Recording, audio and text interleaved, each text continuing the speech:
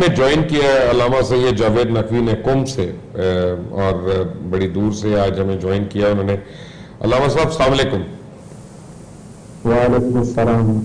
علامہ صاحب پہلے تو یہ بتائیں کہ ایران میں کیا حالات ہیں یہ وائرس کے بعد، اب کیا قابو میں آئی ہیں کہ نہیں، اور دوسرا آپ کا رمضان کیسا گزر رہا ہے ایران میں؟ بسم اللہ الرحمن الرحیم۔ السلام علیکم۔ وعلیکم السلام۔ سب سے پہلے آپ اور آپ کی پوری ٹیم کو ہم سلام عرض کرتے ہیں اور اپنے تمام ناظرین کو بھی۔ اور جیسا کہ آپ بتا چکے ہیں کہ قرآن مقدس کی سرزمین سے اس وقت آپ سے مخاطب ہوں، اور یہ سرزمین ایک انتہائی مقدس ترین سرزمین ہے۔ جنت کے حصے میں سے ایک حصہ آیات میں ملتا ہے کہ اسے قرار دیا گیا ہے۔ باقی رہا کہ جو موجودہ حالات کر رہے ہیں وہ بھی آپ لوگوں کے سامنے ہیں، لیکن بہرحال وہاں کی میڈیا اور دنیا کے میڈیا نے اس کو بہت زیادہ بڑھا چڑھا کر پیش بھی کیا تھا، لیکن یہ ہے کہ یہاں کی گورنمنٹ نے بہت زیادہ محبت اور خلوص کے ساتھ عوام کے ساتھ تعاون کیا ہے۔ آپ یقین جانیں گے کہ آج بھی مجھے کال آئی ہے گورنمنٹ کی طرف سے کہ آپ میں سے کوئی ایسا مریض تو نہیں ہے کہ جس کو یہ مسائل درپیش ہوں۔ لہٰذا گورنمنٹ کا پورا تعاون ہے، اور یہاں پر یہ ہے کہ عوام بھی الحمدللہ اس بات کو سنتی ہے، سمجھتی ہے، عمل کرتی ہے، اور پورا تعاون ہے۔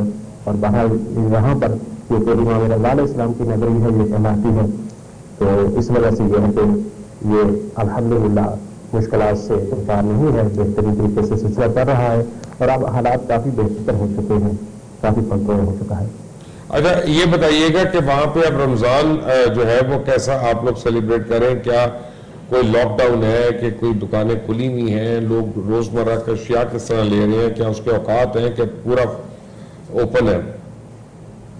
جی یہاں پر یہ ہے کہ پورا ویسے تقریباً ضروریات زندگی تو اوپن ہے، جو ضروریات زندگی انہوں نے بلکہ بند بھی نہیں کیا تھا۔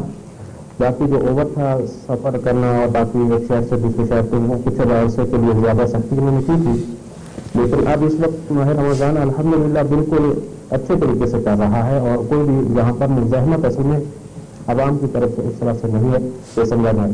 جب گورنمنٹ نے کہہ دیا تو پھر سمجھ لیتے ہیں کہ یہ ہی ہمارے فائدے رہتے ہیں اور ہم اسی پر عمل کریں گے۔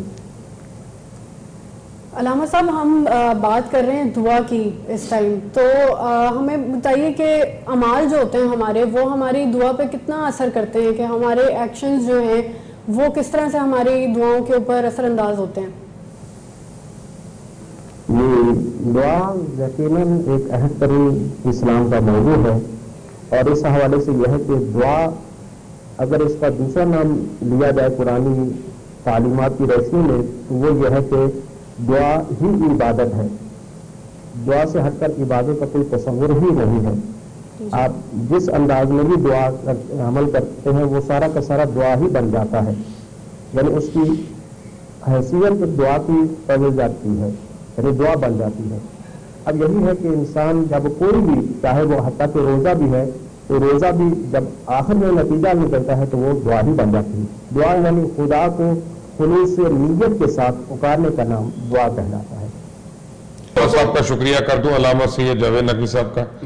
نقوی صاحب شکریہ بہت بہت، آپ نے ہمیں جوائن کیا، قم سے جوائن کیا، اور وہاں کے حالات سے آپ نے ہمیں باخبر کرایا۔ اللہ تعالیٰ آپ کے دیگر رمضان کو اور اس کی دعاؤں کو تمام کو قبول فرمائے، آمین۔ Thank you.